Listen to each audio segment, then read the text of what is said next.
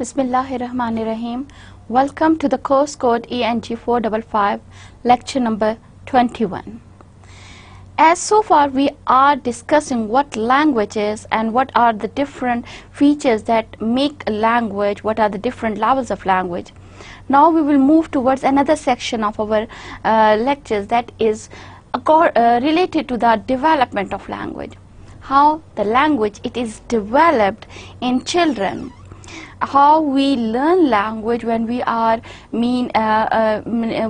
infants, how the children they acquire language from the environment, from their surroundings and from the people around them. So we will start with the development of language in children with first phase of our lecture. The primary focus of our lecture today is that we have to see that how the language it is developed with the reference to what are the elements of speech. What are the elements of the speech we need to define before telling that okay, the child is acquiring a language, or the child, whatever the child is acquiring, it is not a language.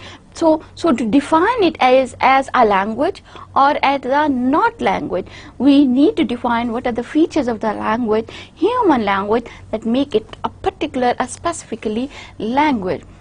So we will see what are the elements of speech that characterized it as a human language. Then how do children develop speech? If we say that the children they acquire language, they develop speech, it means they acquire that features, that elements of speech. And how do this happen? And then finally how we will see how do children learn the meanings of words, because there are the different stages that we will study today, and the children they pass through these different stages to acquire the meaningful language. In the beginning stages, when they start learning the language, they acquire sounds and they do not have any meanings for those sounds.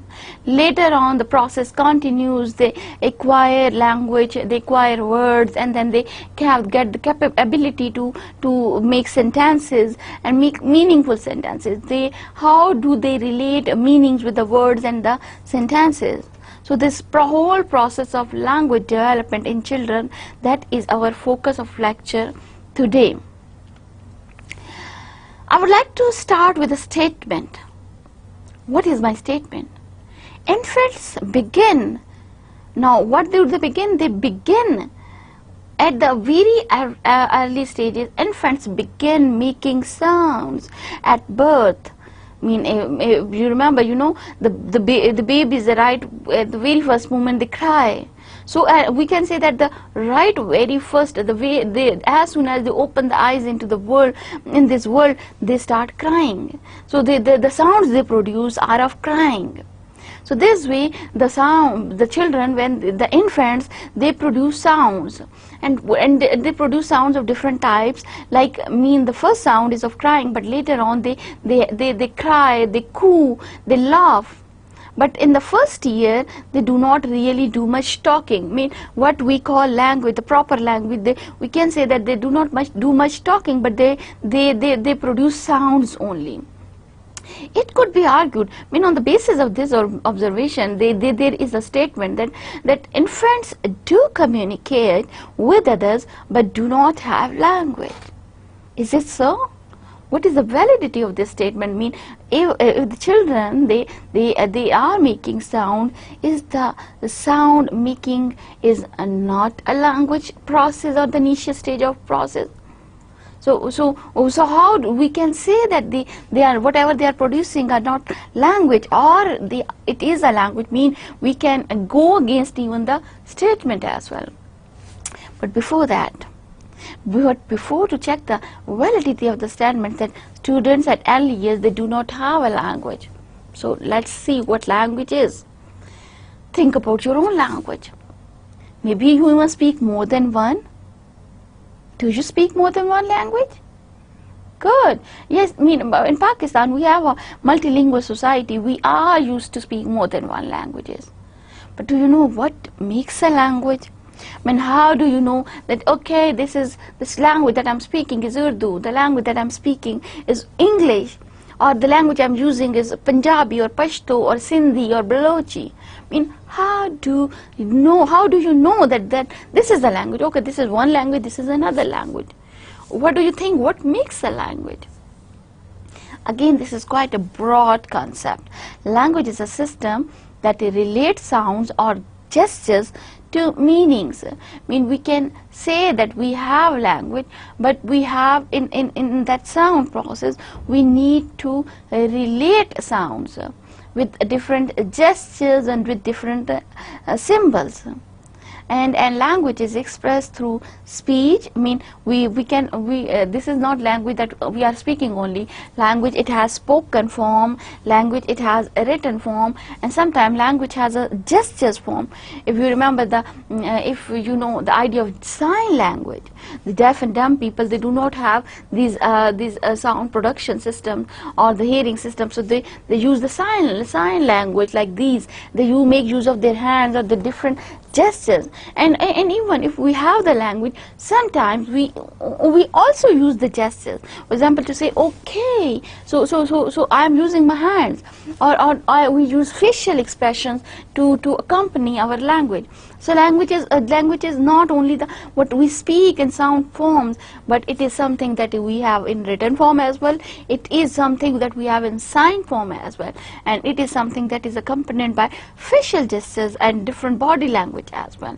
So this is all what is language, the ways of expressing language, different ways of expressing language. So what are the features of language? Now, the linguists, we know that there are different levels of language, from phonetics to pragmatics, but there are the 4 distinct features of language that the linguists have identified to characterize one language from the other, to specify one language as a language. These 4 features are the phonology, grammar, semantics, and pragmatics. Phonology, as you know, it refers to the sounds of a language. For example, if I know Urdu language, I know what are the sounds there in Urdu language, and I only use those sounds which are there in Urdu language to speak in Urdu. If I'm speaking English language, I only use those sounds which are there in English language. So phonology is the knowledge of sounds in relation to a particular language. I mean, whatever language you know the sounds are there. In English, for example, I'm not going to use some sounds which are there in Urdu but not already in English. I'm not going to create a mixture. I am, according to my language that I'm using, I am going to use that set of symbols, the sets of sounds that are associated to that particular language. So that is the knowledge of my phonology, phonological knowledge of a language. Then the second type, more important type, is of grammar. That is grammar that we usually call as syntax. Once again, syntax is not equivalent to grammar, because grammar is a broad area of knowledge. It includes everything, but syntax is related to something like structural knowledge, the way the sentences and the phrases, they are composed, the words, how the words, they are arranged to compose sentences and phrases. So grammar is typical, but over here I've used the word grammar, or the linguists, they use the word grammar to specify those sets of rules and those sets of ideas that tell us how to design, how to structure my language, how to structure my sentences in a particular language. For example, in English, we use subject, verb, object pattern. And we know what are the subjects which can come with a verb, what are the verbs that can accompany an object. So many rules are there to formulate good sentences. Similarly, in Urdu, we have different types of sentences, we have different structures. So to create good grammatical sentences, we need the grammatical knowledge of the language. At third level, we need to know the meanings. Yes, at semantics level, we should know the word I am using. It has this meaning, or the sentence that I am using, a sentence I am saying, it has this meaning. So the semantics is your knowledge about the meanings of words and sentences. And then pragmatics, the functional knowledge of language. You know that at what situations, at what context, what type of language I can use. Once again, the relationship of language meaning with respect to their context. That is all about pragmatics. So somehow that's why, because the pragmatics, it relates language with the actual language situation. So that's why pragmatics it is more functional, the way the people use language to communicate effectively. Because this is not only communication, the purpose is to communicate effectively. The way you use the language in particular situations to communicate particular things. So these are the four major features of a language.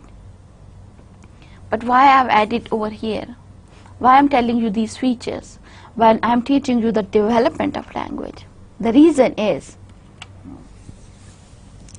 because, if you remember, I just mentioned a statement in the beginning that as infants in the beginning levels, the students, they cry, they coo, they laugh, but they do not have exactly what language is. But can we accept that statement? Because and how we know that whatever they are saying, that is a language or not a language? We need to define the whatever the children they have at the beginning levels. We need to define. We need to see whether that sets, whether the sound symbols they use or whatever they are doing in the early ages with respect to language, whether or not they are the language. In relation with whatever they have the design, they have the features of language. Whatever the sounds production they are using, or whatever they are doing in the early ages of the life with respect to language activity, whether or not these activities, they have the features of language. Now we will see this. In our next few slides, we will see that whether or not we can call their communicative way as language, whether or not their communicative style is having the features of language. Whatever they are requiring, whatever they are doing, can it be regarded as a language? It has the features of language. All those four features: phonology, grammar, semantics, and pragmatics. Can we find these features in the language of children? So let's see. We will focus this.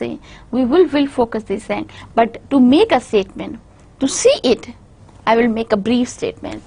Children must learn to have a language. Now my statement is, to have a language, children must learn to hear the differences in speech sounds. Phonological knowledge, that they should have the idea of the sound, that okay, these are the sound there in this language. Then how to produce them. Once again, what different speech organs they will use to produce those sounds. Once again, the phonological and phonetics knowledge. Then they must learn the meanings of words, semantic knowledge, and rules for combining them, syntax, grammatical knowledge. And they must learn effective ways to talk with others, pragmatics knowledge. So if in order to claim that the children, they have language, whatever they are acquiring, that is a language, then the children's language, then they should have all these features. Their language, their communication should have phonological knowledge, should have grammatical knowledge, should have semantic knowledge, and should have pragmatic knowledge. So do they have all these types of knowledges? Can we characterize their language of having all these features? So that would be discussed now. I would start with children knowledge of phonemes. Children, they have the knowledge of Phonemes. What are the phonemes? The minimal unit of sound that can be characterized differently from the other sounds in that language. It is actually the basic building blocks of language. Basic building blocks. I'm referring with respect to levels of language. If you see that language at the top level, but if I trace back at a different level, at the bottom level, at the bottom of the language, what I will get?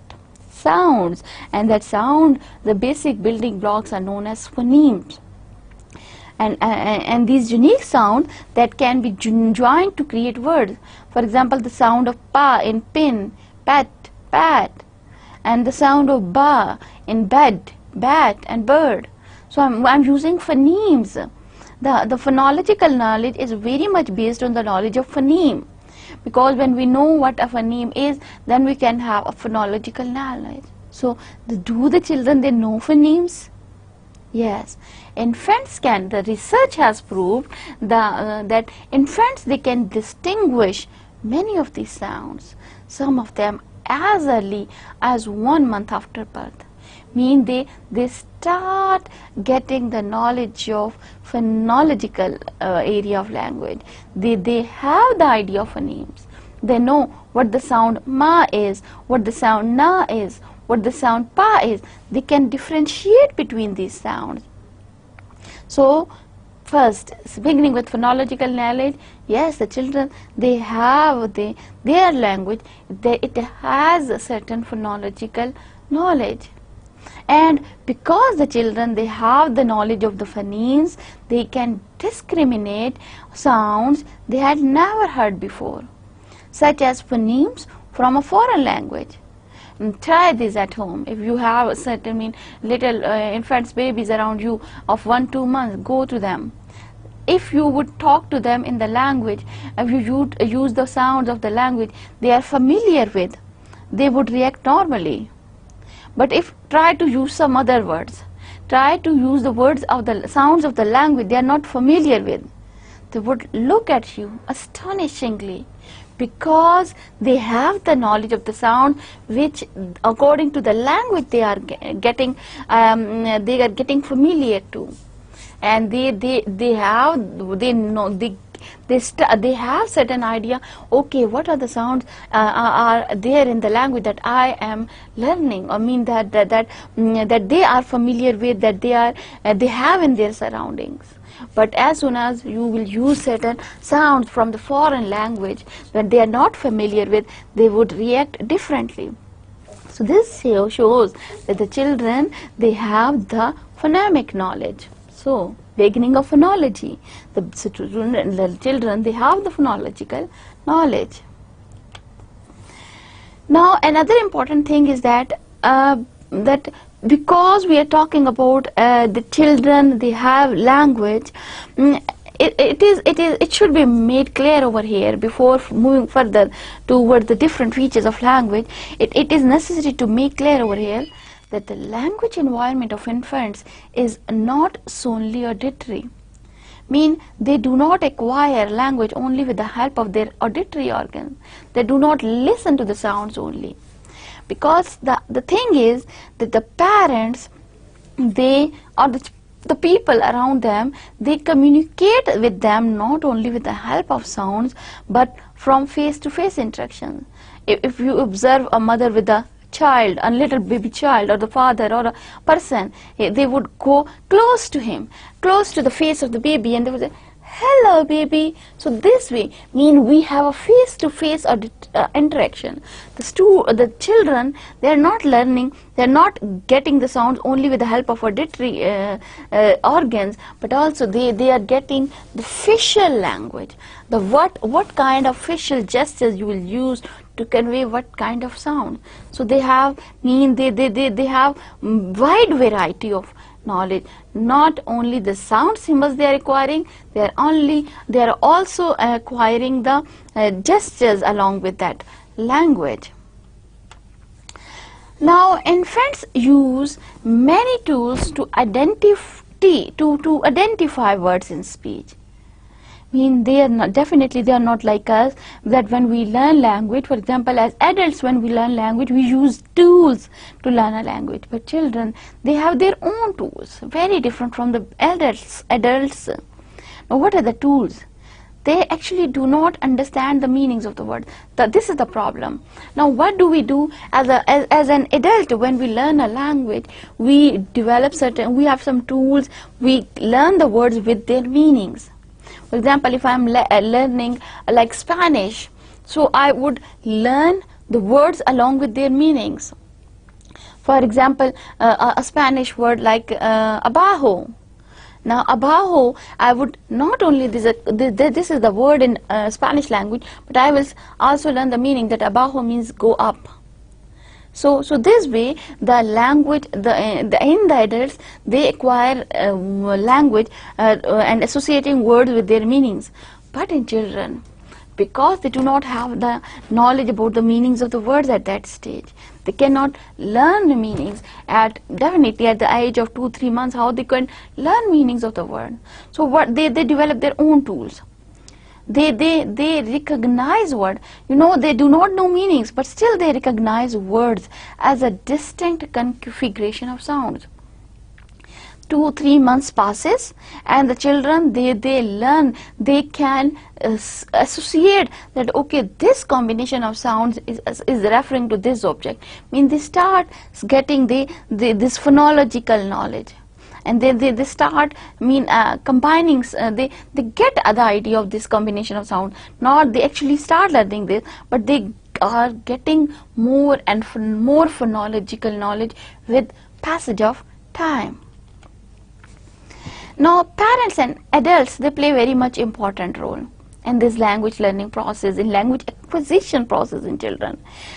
They help infants master language sounds by talking in a distinctive style. Distinctive style, do you know what it is? Have you ever talked to a baby? Try to. If not, then do it today. Try to talk to a baby. Or observe some people or some person talking to a small baby, 2, 3, 4 months. What you would observe? The parents, they communicate with their children by making particular patterns of sound. You need water. I mean, this is the way they communicate with their children. They stress on the sounds. The thing is, they stress on the sound and make it easy for the infants to grasp those sounds. Because of this parenting style, because of this behavior of adults with their children, the children they get easiness. They feel easiness in learning languages because the sounds are very clearly they are conveyed to them. Look at my style. I'm talking to you, I would say, do you need water?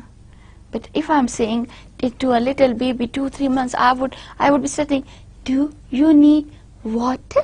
Water?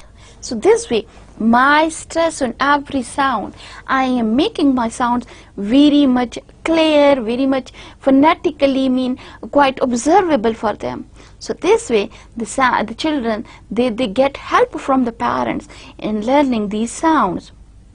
Think in your own way. In distinctive ways do the adults talk to the children? As I told you, observe it. Observe any parents communicating with their little babies, or do it, experiment it on your own. Go and try to communicate with your babies. Definitely, you are not going to a little 2-3 months baby in a cot, and you are not going to say, "Oh, hello, baby, how are you? I think you are feeling fine." This is not the way. Your communicative style would be totally different when you would be communicating with little babies. Try to observe this, try to experiment this, and then you will know that, okay, how the parents, they help children to learn, to acquire these sounds related to their language. So this way, the children, they get this process of language development. Now, if I explain it, if I characterize it, how this language development it happens in children is that, number one, Infants are equipped for language even before birth. Again, when they are born, yes, they learn language, but they know language before their birth. Now there are different schools of thoughts. If I follow the Chomsky school of thought, then definitely according to Chomsky, the children, they have a language acquisition device, LAD, already fixed in their brains. So that is one theory. But the psychologists or the doctors, they would tell you that no, the children get familiarity with the language even when they are in uterus of the mother, when they are in the womb of the mother, because they pick sounds from the environment in which their mother is. So they get familiar to this language right at the beginning, right before the birth. They are familiar to this sounds and this language thing. And that's why the children all around the world have the same sequence of early language development. You know, whether they are children in Pakistan or in England or in China or in Turkey or in any corner of the world, the early stages of language development in children are found very much similar. So when we talk about the language development process, I'm not talking about the language development process for English children. I'm talking about the language development in children, any children around the world, around the globe. Now, when they get familiar before the birth to this language, then after their birth, when the newborn babies, they prefer to hear speech over other sounds. They prefer to listen to the baby talk, the high-pitched, simplified and repetitive voice adults speak to infants. That is what is baby talk. Actually, this is the thing that I'm mentioning over here. These are all experimentally been established. The researchers, they have experimented it and then they came up with the idea. Another identity, the statement that is made by the researchers on the language development in children is that the children, they love to hear the sounds of language more than any other sounds. For example, take a toy and go and rattle it, I mean some rattling toy, and try to produce a sound. Yes, the children, they would be interested, but they would be more interested in the people communicating with them.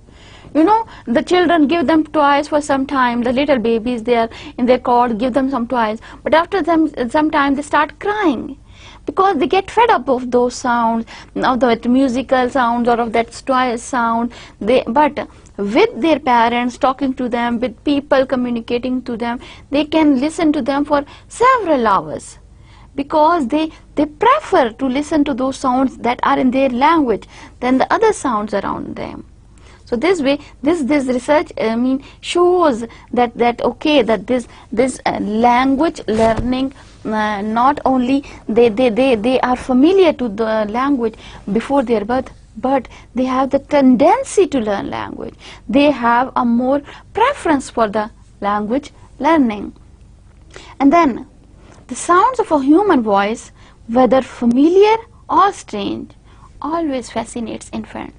Again, infants, as I mentioned, then the toys, or then rather than the musical sounds or then other rattling sound, they prefer to listen to the sounds of human beings, whether they are the strangers, whether they are the familiar people around them. If you communicate with them, if you try to talk with them, they would be more eager to listen to you. They would be more eagerly, actually, what I should say, they would be communicating with you, or they would be more paying attention to you, and they would be paying total attention towards you. Their expressions would be that they are listening to you, they would be getting happy, or certain feelings they would be developed. And as the children, they get to 3-4 months age, they try to communicate.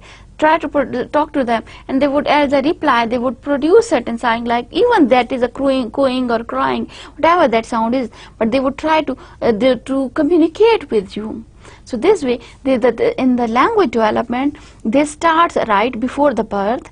It continues after the birth, because the children, they have the tendency to acquire language. They have the tendency to learn human language, and they prefer to language sounds rather than the other sounds. So another important feature within language development is that the parents, the adults, they play an important role in this learning process of children. How? Because adults use infant-directed speech. Yes, when we communicate with children, we do not use the speech that we use with other adults. Our talking style, our speech is directed toward the infants. We talk with children the way the way different we talk with the adults. So adults, we can say that the adults, they use the infant-directed speech. We speak slowly. Yes, we do not speak rapidly when communicating to children. We speak slowly, word by word, exaggerations, changes in pitch and loudness. We try to create the dramatic factors in sound. We try to make every sound clear in our language while communicating to children. As I am giving you the same example again and again. Do you need water? When children, I'm talking, communicate. Do you need water? Water. I am stressing certain sound. I am raising the pitch, changing the pitch of my sound. I'm raising the loudness of certain words and making certain words at low sound. So this way my speech is something different than the speech that I use with adults. Similarly, and the linguists or the psychologists or the researchers, they call this parentage or motherage or child-directed speech. Means a type of language that the adults use with the children, little children. This is known as infants-directed speech or parentage or sometimes motherage, because the mothers, they spend more time with the children. So the children, they pick more words from the language of the mother rather than the other people. Now, there are other characteristics of infant-directed speech as well. Like infant-directed speech may attract infants' attention more than adults-directed speech. The way we talk to the adults, if we use the same pattern with the children, they won't be that much interested. But if you use the infant-directed speech, they would give you more attention, because that infants-directed speech, that is at lower pace, and it has accentuated changes.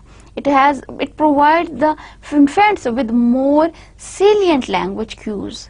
Because in rapid speech, in the adults-directed speech, our language is not that much clear. But in infants-directed speech, we are very much clear. So that's why the infant, they are more interested in that language, because it helps them to acquire the sounds. It helps them to get familiarized with those sounds. And this helps infants perceive the sounds that are fundamental to their language. In the early years of their life, when the parents, they are communicating with the children in the infant-directed speech, so infants, they pick the sounds that are there in the language of their parents. Any language that the parents want to teach their children, they would use that, and the infants would pick that language. Infants would pick those sounds particular to that language. So, children have phonological knowledge? Yes or no? Yes, the children, they acquire this phonological knowledge, and because they have the ideas of phoneme, so we can say their language has phonological features of the language. Now, another important perspective that the children, the way the parents, they communicate with their children. Another important observation is the way parents talk to their baby girls is quite different to the way the parents talk to their baby boys. And experimentally proved that when the parents, they talk with the baby girls, they use more words like doggy, blanky, mean more sweet words, more exaggerated words. But when the adults, they talk with the baby boys, they would prefer to use like dogs, blanky, more stress word, more hyper words. So that's why this is the way the baby girls and the baby boys in the later stages of their life, they have speech different from each other.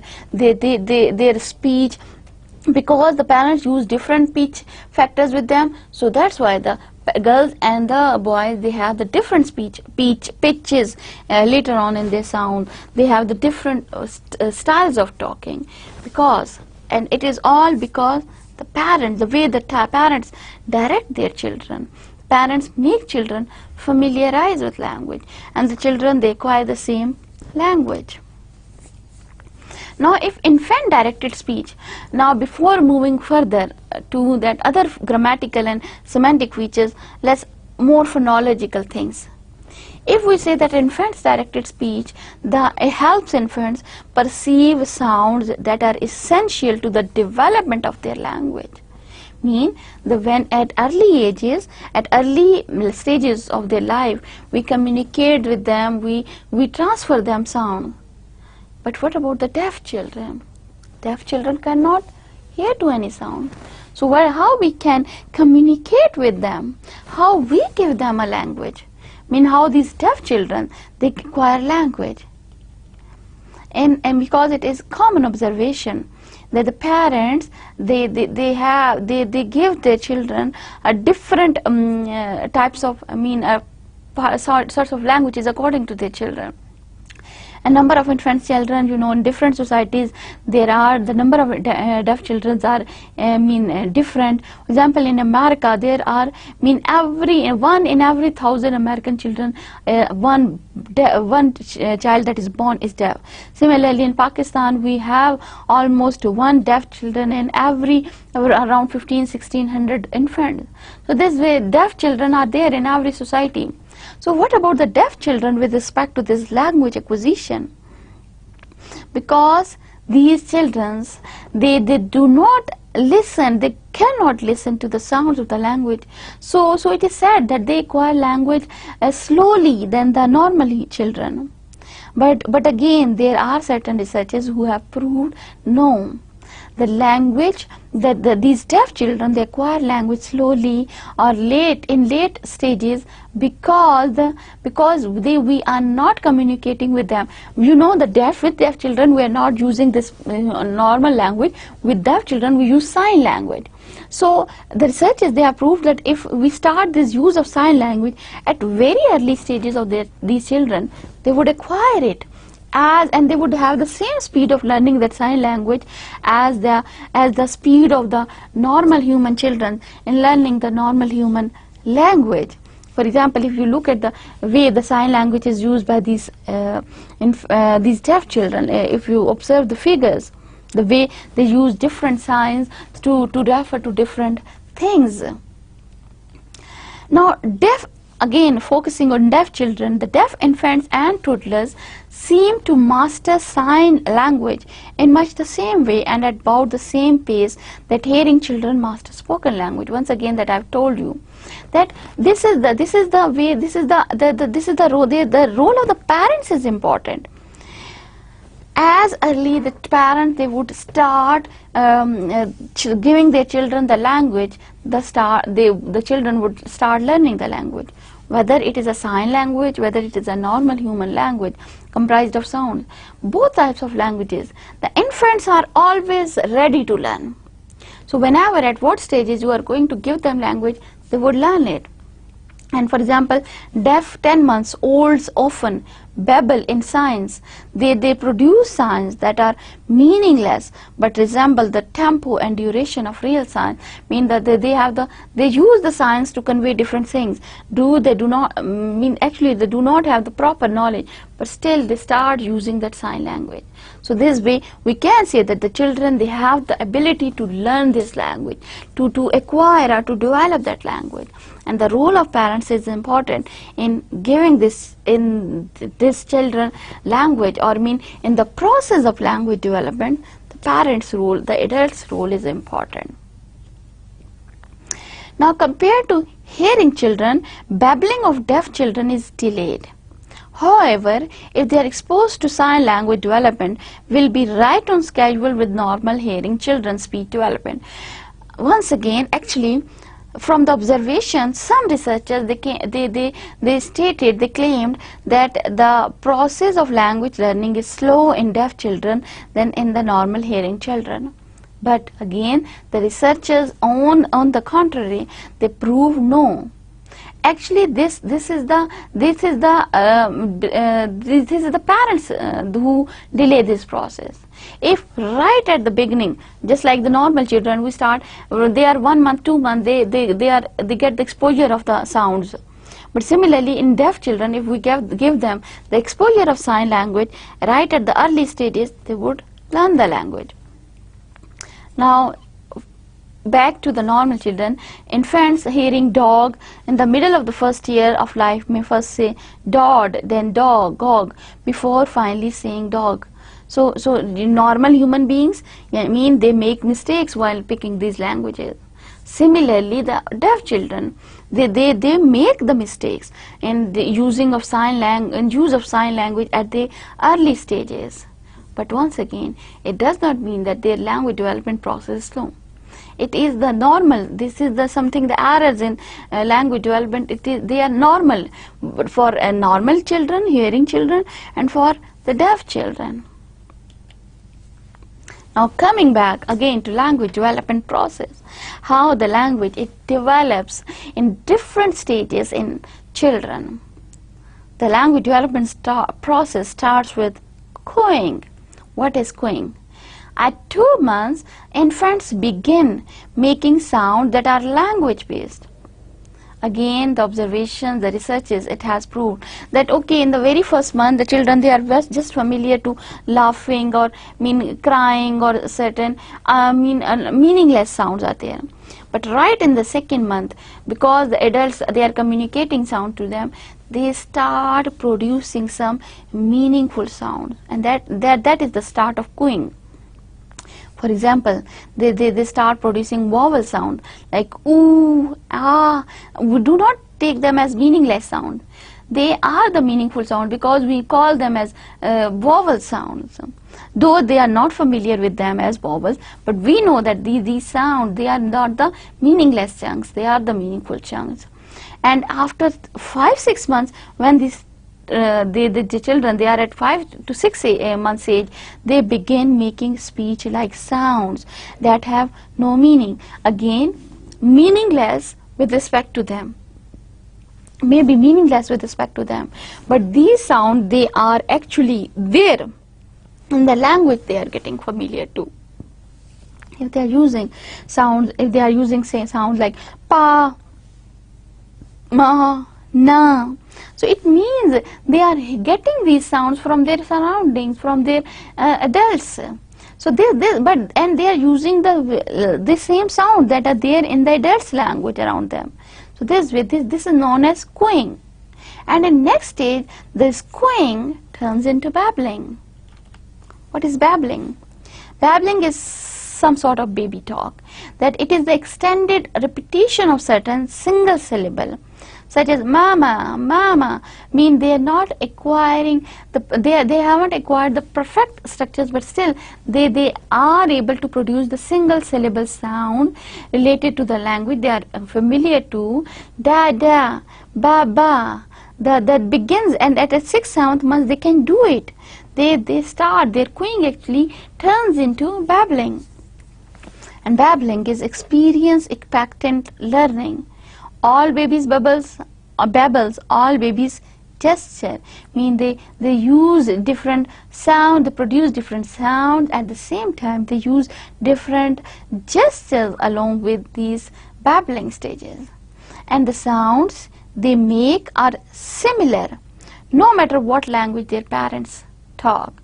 Mean in all around the world, the children at a babbling stage, they babble the same sounds of sound. They babble the same kind of sound. For example, all around the world it is observed that the children, they start usually, in some cases there are some exceptions are there, but still in majority of the cases the children, they start producing sound like mama. Now mama for mother, whether it is a Chinese baby, whether it is a Pakistani baby or an English baby, they start producing sounds like this, and then they have almost same sort of babbling. They say mama, gaga, baba, papa, mimi. They have, that's why we have this similar kind of words for mother in different languages, mother, ma, and mata. So these words, they are quite similar, because the children, they acquire them in that way. So we can say up till here, up till the age of 6 to 7 months, the children, they are done with their cooing and babbling, and that cooing and babbling is comprised of phonemes, of the sounds they are exposed to, and up till that stage the children, they are all around the world, they have the universal types of sounds that they produce. And then what comes next? So babbling, again the same stage continues, 2 months to 6 months, 4 or 5 months cooing, and then after 4 or 5 months and onwards babbling. And in 4 or 5 months and after, in next few months, the babbling incorporates sounds from their native language. At initial stages of babbling, the sounds produced by babies are universal types of sound, not related to any language. But in the later stages of babbling, that sounds, they incorporate the sounds from their native language, the language they are exposed to, the language that is used in their surrounding. So now their babbling is picking sounds from that particular language. And even untrained listeners can distinguish between babbling infants who have been raised in cultures in which French, Arabic or Cantonese language was spoken. Mean the sound, if you that in the later stages of babbling, if you observe the sounds produced by these languages, then the child belonging using different languages, or the child exposed to different languages, their babbling would be different from each other. So here at the age of 6, 7, 8 months, at the second stage of babbling, now the sounds is getting from phonetic stage to phonology stage. Now the sounds are getting related to a language. So phonological patterns of language is developing. Now observations are that many language cultures, they assign important meaning to the sounds baby babble. Mama, dada and papa, and now how we associate them. Mama, mother, dada to grandfather, and usually papa to father. We do this in our culture as well, and in English culture it is usually mama and papa specifically. These two words, they are there in the beginning and at the early stages of infant's life.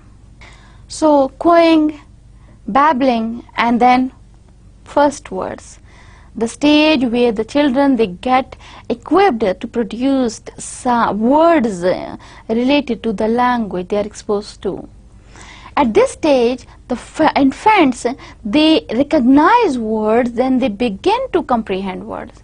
At initial stages, they get familiar with the words, and later on they recognize these words.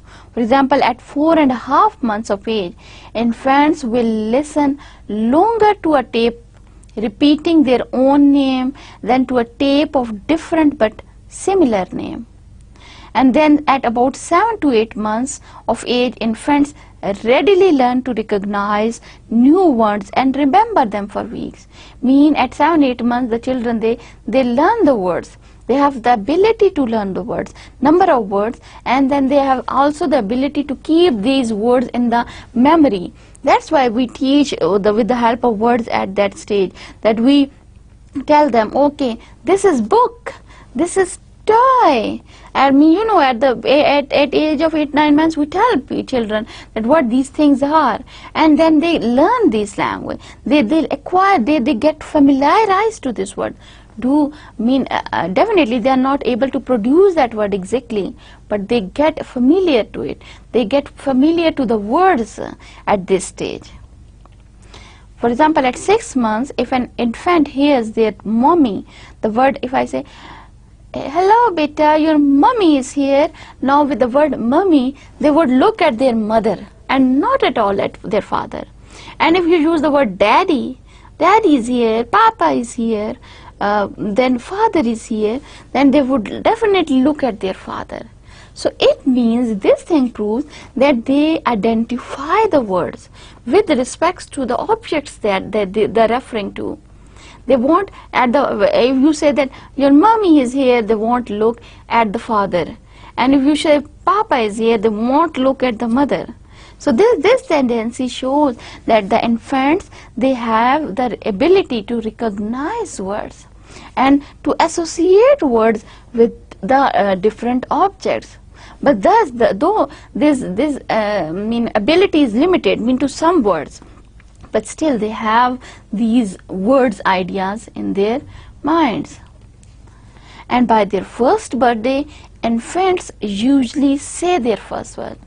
At first birthday, the children, some children, they are the fast learners at even sometimes it happens that children even at the 9 to 10 months age, they start speaking their first words. But at the first birthday, the slow learners, they are exceptions. But normal children, they start speaking their first words at their first birthday.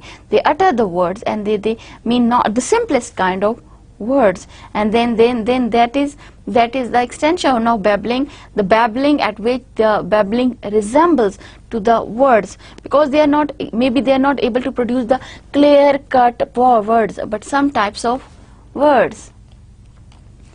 And by the age of 2, most children have a vocabulary of few hundred words, and by age of 6, the vocabulary includes over 10,000 words and over. So what is this? That now the children, now they have the semantic knowledge. With the knowledge of the words, I do not saying that they only know the words. They only know the word, what these words refer to. With the word door, they know what the door is. With the word book, they know what the book is. So they have the proper vocabulary. They have the proper semantic knowledge. Now, another important step of children language development is that children use symbols. Very important step. Children begin using gestures which are symbols shortly before their first birthday. Gestures and words, what are they? They convey a message equally well. Sometimes gestures pave the way for language. For example, they point out things they want, or for example, they show certain gestures to convey certain feelings. So another experiment that was conducted on the use of symbols in children, it was observed that about 50% of all objects were referred to first by gesture and about 3 months later by word. At the beginning stages, they refer to the different objects with the help of gestures. They use the symbols, facial gestures, or the pointing techniques, and later on they use the words. Words too are associated later on, but symbols or the gestures are associated at prior stages than the actual words. After children know that objects have names, a gesture is a convenient substitute for pronouns like it or that. and often cause the adult to say the object's name. So I mean the children, they do not have this, they do not have actually the words pronouns like it or that, I want that. Rather they would point out, I want, and pointing out towards a book or a toy. So the children, with the parents, with the help of their pointing or with the help of their gestures, they identify what the things are. And then parents would teach them, book, you need a book.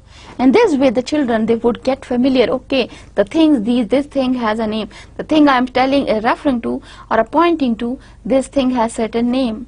The toy I am referring to, it has certain name. Or the object I am referring to, it has certain name. So this way the children, they learn the concepts associated to words. Names for everything. At what stage the children get the names for everything? Once an infant's vocabulary reaches about 50 words, it suddenly begins to build rapidly at a rate of 50 to 100 plus words per month, mostly nouns. Usually at the very first level of language learning, the children learn nouns like mother, for mama and papa, and sister and brother, door, book, dog, cat, TV. They pick the nouns and they are able to name for that naming process. And this language support occurs around 18 months, 1.5 years, and is sometimes called the naming explosion. At 1.5 year age, the children, they have the name for the objects. They know who is a mother, who is a father, what is a door, what is a book, what is a dog, what is a cat. They have certain vocabulary items, they have words along with their meanings. And later, and with passage of time, the vocabulary becomes productive. Early productive vocabularies of children include names for people, objects, and events from children's life. For example, frequent events or routines are so-called labeled as up, above, and nouns, the predominates the early productive vocabulary, because at the very beginning stage of vocabulary, the vocabulary of the children is comprised of nouns or mentioning certain activities. Like if they were watching TV or if they want to watch TV, definitely they cannot use the full sentences. So they will just use the word TV. So the children, they use making of vocabularies to refer to the things and the objects and to the events as well. The rate of children's vocabulary development is influenced by the amount of talk they are exposed to. This is an important factor over here. If you do not expose children to big vocabulary, do not tell them the names of the things, they won't learn them, because they do not learn it on their own. They learn from you, they learn from the surroundings. So more exposure you will give to them, they would learn more words, and the more speech and talk more to them, they would acquire more rapid language. Their language learning process would be enhanced, would be more rapid. And if you give less exposure time to language to the children, they would acquire less number of items. So it depends how much exposure they get to language, and it helps them to learn a developed language. Then word comprehension. Fast mapping is the process of rapidly learning a new word. This is by the linguists and the researchers. Fast mapping is a technique. They call it a fast mapping. They say that the children, they learn word with the help of a technique known as fast mapping. And what is fast mapping? That the children, they rapidly learn a new word simply from the contrastive use of a familiar word and an unfamiliar word. The children's ability to connect new words to familiar words are so rapidly that they cannot be considering all possible meanings for the new word, what it is. For example, in preschool classroom, an experimenter drew a child's attention to two blocks, asking the child to get the Claydon block, not the blue one. told at the very first level, he told him that okay, these there are two blocks, this is the Cleden block and this is the blue one, and asked him to that okay, this is the Cleden one and you have to pick this. And from this simple contrast, the child inferred, okay, this, the name of this color requested for the requested object is Cleden. Okay, this object, because experimenter told him, okay, pick this Cleden one, not this blue one. So the child learned, okay, this is the color Cleden. And after some time, if you repeat the experiment, you again give them exposure and ask them to pick a Cleden one, they will pick the Cleden one. So they learned it with the contrast that this is the Cleden one because this is not, the other one is the blue. So they learn the words by comparing them, by contrasting them. This process is fast mapping, and with the technique of fast mapping, the children, they learn words. But at the same time, when the children learn language, they make errors as well, and these errors are common all around the world. I mean, these are not the errors that our children make, these are the errors that every children makes while learning this language. One type of this commonly language error is that underextension. What is underextension? It means using a word too narrowly. For example, if they would use a word cat, if at the very beginning, at the very first stage, they are getting familiarity with the word cat.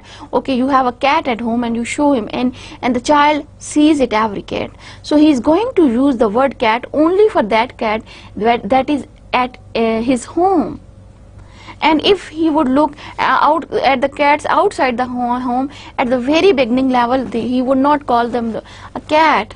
The cat is only one that he has at the home. So, for example, you have observed even that the little children, they have the habit that if you give them certain blankets and then call, okay, bring your blanket, bring a blanket, they would always bring that one blanket that is theirs, and word blanket is associated with that. Though within few months this tendency changes, but the very beginning level this happens. They actually underextend, they use underextended meanings of the words. But what is more common is overextension. Now what is overextension is that they use one word in a broader context. And it happens between age 1 to 3 years that toddlers, they apply a new word to a group of similar experiences.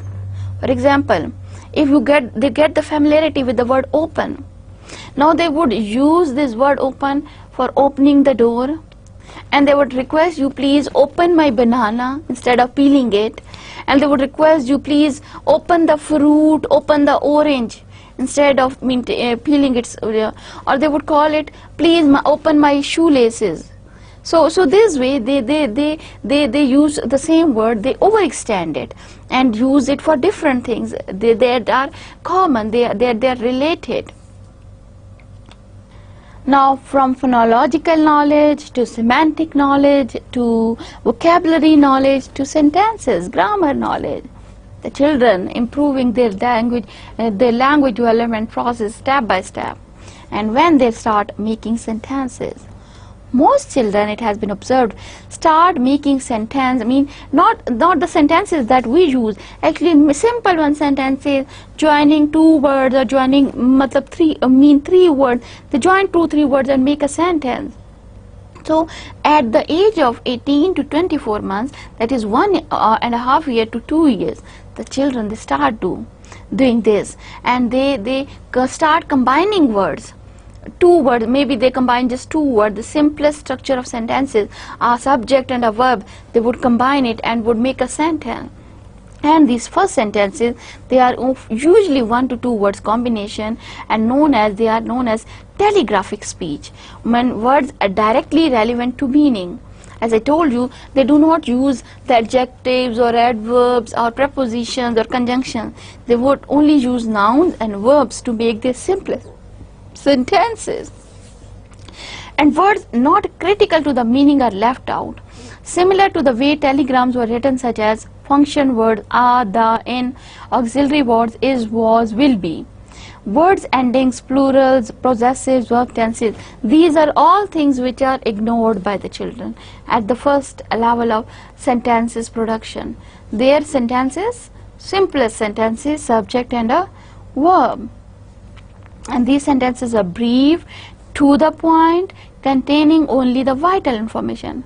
For example, instead of saying I want more cookies, children would say more cookie. So only means specifying the relevant information. Now instead of mummy is going, or mummy will go, or mummy has gone, mummy go. Daddy juice, daddy wants juice, daddy is taking juice or drinking juice. They would just say daddy juice, mean just picking the important vocabulary item, combining them and creating the simplest sentences, the brief sentences, but still conveying their meanings. So grammatical knowledge is developing in children. By about 2.5 years of age, children have the ability to produce more complex sentences. At 2 years age, simpler sentences. 2 plus age, making even the complex sentences. And by the longer sentences, they filled with grammatical morphemes, like they use affixes, they'll use endings of words, like to show past tense or like to show the plural. They add these affixes as a part of their language. And after 1.5 years, old might say, mean kick ball, but a 3-year child would be more likely to say I am kicking the ball. So 1.5 years age, 2 years age, simplest sentences, kick ball, simplest one. But 3 years age, I'm kicking the ball, daddy is kicking the ball, I mean more complicated sentences than the previous one. But again at this stage, they again make errors. They mean the stage of making sentences. They make errors, speech errors, these errors are usually related to the irregular forms of words. For example, because they do not have the idea of this irregularity, so they try to use the regular forms of words instead of irregular. For example, applying rules to words that are exceptions to the rule. For example, we know I want a cake, I wanted a cake. But similarly, I make a cake, but I do not say I made a cake, rather I would say I made a cake. But the children, they would apply the same rule. I wanted a cake, I made a cake. So mean they are not familiar with these irregular forms of verb. So I eated the banana, I eated the meal. Again, they have the conception that ed is used to show past tense, so they would use the same rule for the other sentences. And this leads young children to talk about foots. Now instead of foot, feet, they would call foots. I have 2 foots. I have many tooths, not teeth, because they are not familiar with these irregulars. Their idea of plurals is plurals ends with s. So they use the same rule, they will use the same rule to make other plurals. Although technically wrong, over-regularization is sign of verbal sophistication, because it shows children are applying the rules of the grammar. Means somehow this shows the children, they have the knowledge of grammar as well. They are learning the grammar. They know how the sentences, what are the rules are there to form certain things. So children, and from this level they would move to another level where they would require the more perfect form of language. But these all stages, they are necessary. These errors making process, even these errors are necessary to learn the perfect language, to learn the adult's language. And 3 to 6 years age, children getting more structural knowledge about language, like making use of negations. They know how to make negative sentences, like that is a butterfly, that is not a butterfly. So making use of negation. Children learn to use embedded sentences, like Jennifer thinks that Bill took the book. Embedding sentences. then children begin to comprehend passive voice, passivization even. The ball was kicked by the Henry is meant same thing. The Henry kicked the ball. So say same thing. They get aware of the passivization rules. And by the time most children enter kindergarten or KG level, they use most of the grammatical forms of their native language with great skill. So at that stage, at the age of 4 or 5, when they enter the school, they have much of the phonological, semantic and structural knowledge of their language. Now, today we discussed how the language is developed in children, and this development process in children, it is amazing. But how do they do it? We have seen, okay, that at the very first stage, the children, they are cooing, then the cooing turns into babbling, babbling turns into words identification and words vocabulary building, and then to words identification of grammatical rules. They learn how to make sentences, they make certain errors, but at the age of 4 or 5 years, they have the proper language with all the features like phonology, semantic, pragmatics, and syntax. But then how does these all things happen? This is the question.